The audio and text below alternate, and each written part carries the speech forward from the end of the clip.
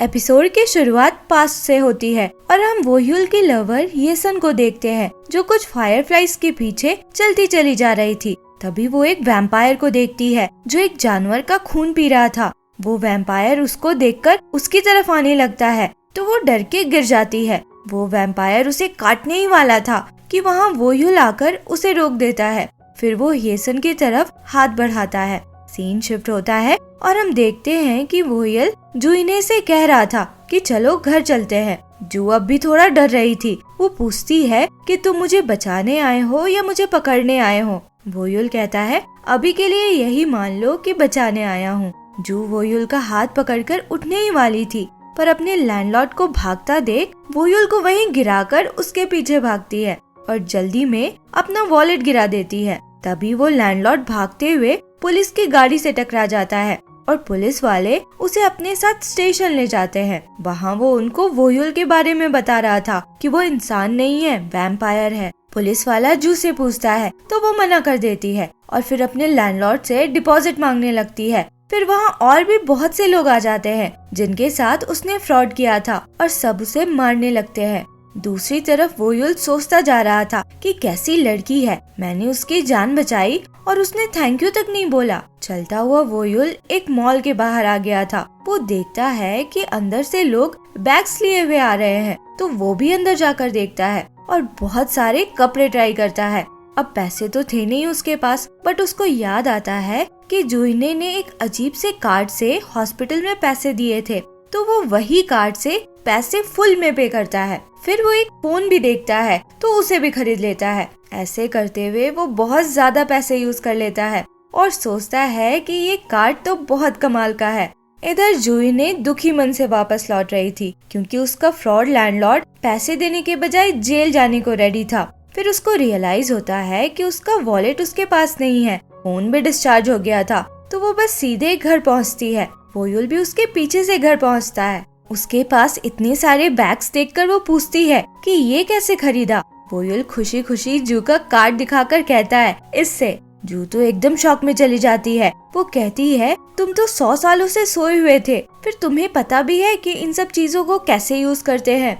वोह्युल कहने लगता है कि हाँ मुझे पता है ना, ये ब्लूटूथ ईयरफोन्स है, इससे गाना सुनते हैं और मुझे तो म्यूजिक का बहुत शौक है। जू से अब रहा नहीं जाता। वो पहले तो चिल्लाने लग जाती है और फिर रोने लगती है। कहती है कि ऐसे जिंदा रहने का क्या मतलब, तुम मुझे काट लो और मार डालो। वोह्युल कहता है बस कुछ पैसों के लिए तुम क्यों मरना चाहती हो, छोड़ो।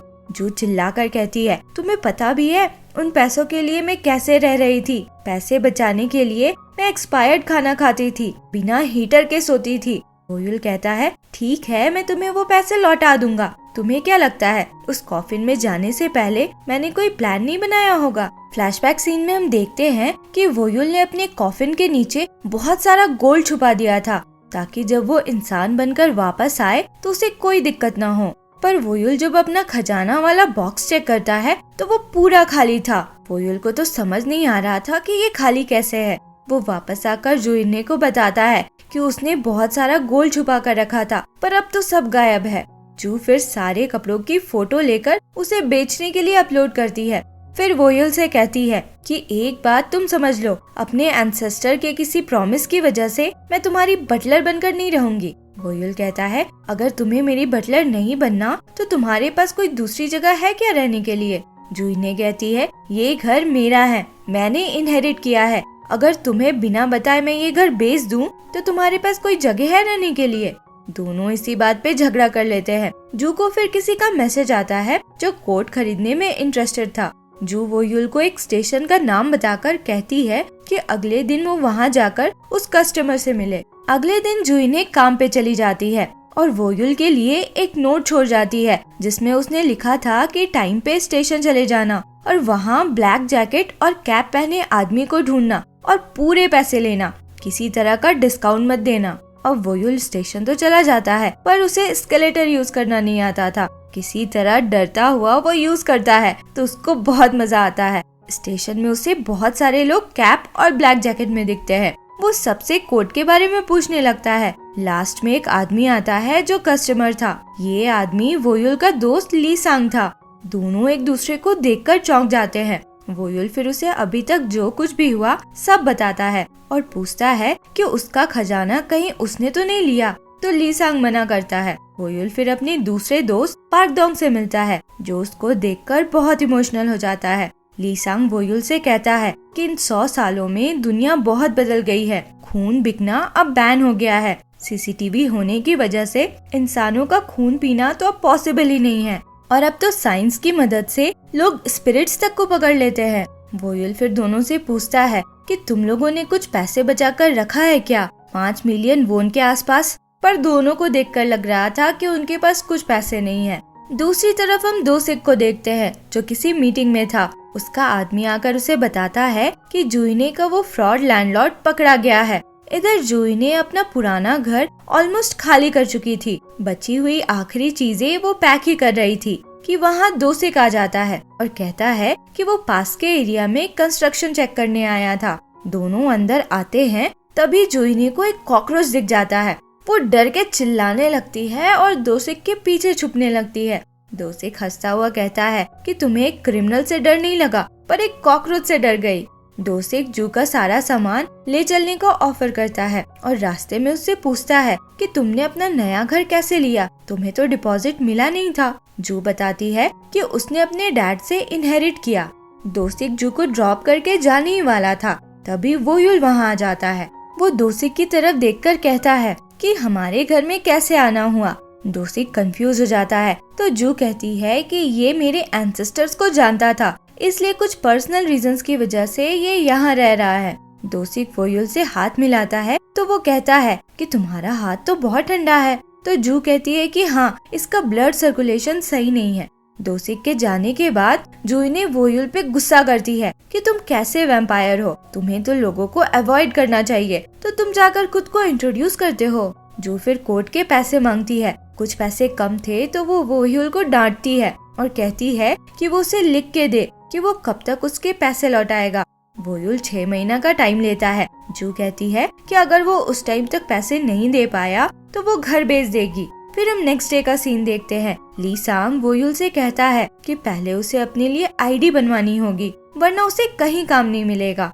कार्ड के लिए ली सांग वोयुल की फोटो लेता है और खुद कार्ड भी बनाकर दे देता है। अब काम ढूंढने के लिए ली सांग वोयुल को एक एम्प्लॉयमेंट एजेंसी ले जाता है। वोयुल उस आदमी से कहता है कि अगर पॉसिबल हो तो उसे ऐसा काम दे जिसमें वो सूट पहन सके, क्योंकि वो सूट में बहुत हैंडसम लगता है। तो वो आदमी उसे एक फ्यूनरल हाउस के किचन में नौकरी दिलवा देता है। पर वहाँ वोयुल को अगरबत्ती की स्मेल से अजीब लग रहा था, तो वो जाकर एक कॉफिन में लेट जाता है। तो उन दोनों को वहाँ से भगा दिया जाता है।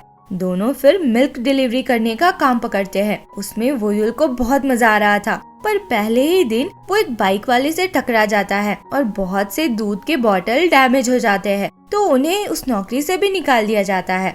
वोयुल थका और मायूस सा वापस घर आता है, तो जुइने उसे घर की सफाई करने में हेल्प करने को कहती है। दोनों मिलके घर की सफाई करने में लग जाते हैं। बेडशीट झाड़ते हुए तो जू एक बार वोयुल के ऊपर भी गिर जाती है। रात होने तक दोनों ने पूरा घर साफ कर दिया था। जू वोयुल से पूछती है कि वो कब से इस घर में रह रहा है, तो वो बताता है कि 400 सालों से। पहले तो यहाँ पे एक झोपड़ी हुआ करता था। जू पूछती है कि तुम इतने सालों से एक ही जगह पे क्यों रह रहे हो, तो वोयुल कहता है कि वो किसी का वेट कर रहा है और बताता है कि ये हमारा सीक्रेट हाइड आउट हुआ करता था। फ्लैशबैक सीन में हम देखते हैं कि वोयुल येसन के साथ इस जगह पे आया करता था।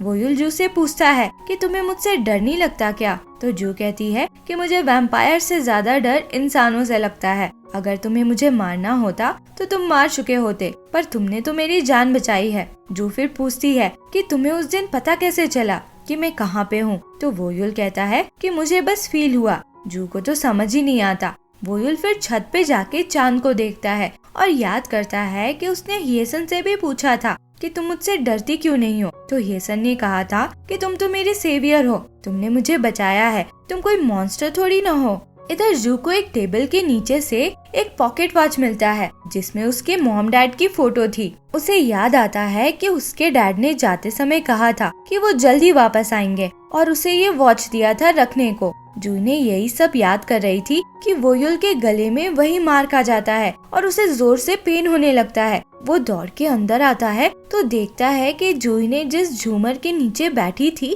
वो गिरने वाला था। वो जैसे ही टूटता है वोयुल बहुत स्पीड में जाकर जू को उठाकर हवा में उड़ जाता है। जू ने अपनी आंखें बंद कर ली थी। वोयुल अचानक से उसे किस कर लेता है और इसी के साथ ये एपिसोड यहाँ खत्म होता है। आगे क्या हुआ इसके लिए मिलते हैं अगले वीडियो में। अगर एक्सप्लेनेशन पसंद आया हो तो लाइक शेयर एंड सब्सक्राइब करें। Thank you for watching.